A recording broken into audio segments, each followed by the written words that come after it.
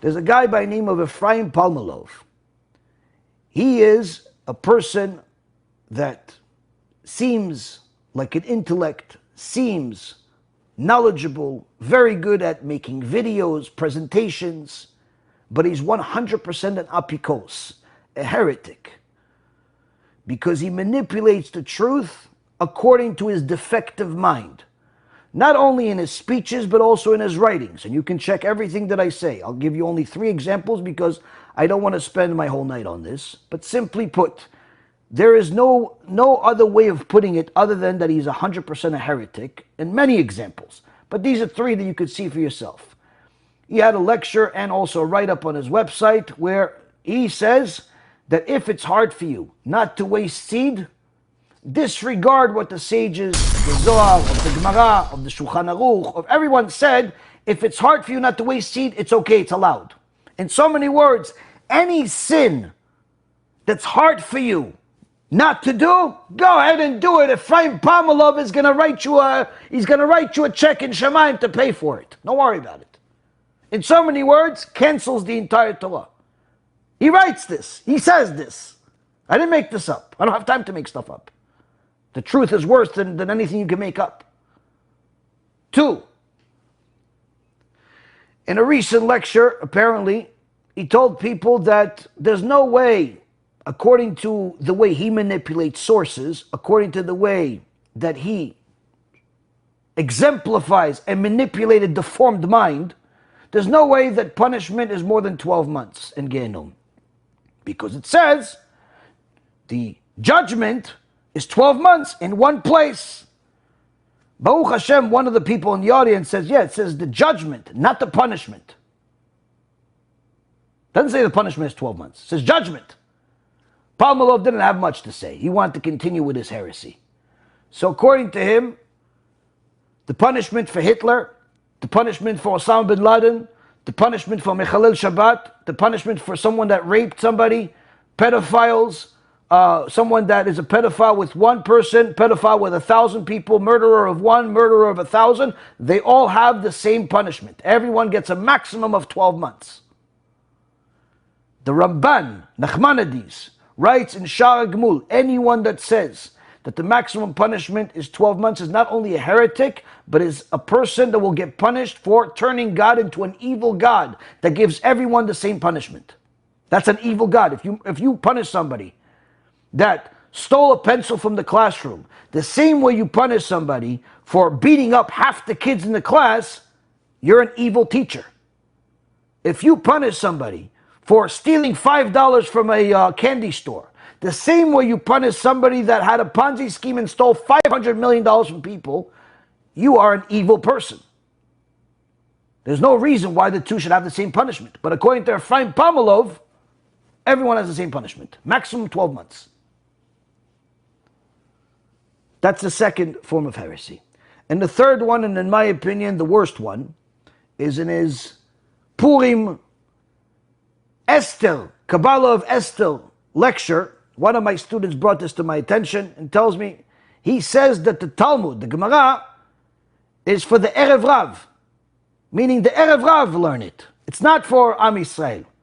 Only the Zohar is for Am Yisrael, but the Gemara is for the Erev Rav. This, Rabotai Karim, is not only a complete distortion of a source that he simply does not know how to read, but it's a complete disrespect, disregard for the holiest of holy of Am Yisrael, the greatest sages in history, which also are in the Zohar Kadosh, but it also shows that he doesn't know how to read either one, and he never read either one, because debates among the sages are not just in the Talmud, but they're also in the Zohar, and they're everywhere. That's how Judaism is learned. But he pretends to know because he knows how to use a computer. I could bet anything that he's never read the entire Talmud or the entire Zohar, and I would honestly doubt if he ever completed an entire book at all of anything. But this Apikos has the ability to speak and capture people's attention with his presentations, with his speaking skills, and with his nonchalant attitude. He's a 100% a heretic, no less than Manis Friedman, no less than all of the others that we've spoken about. And I didn't mention his name until now, just simply because we have enough battles to fight. But since this keeps coming up over and over again, I figured I'd make one mention to whoever wants to pay attention. Protect your own soul and stay away from these wicked people, as Moshe Rabbeinu tells to Am Yisrael.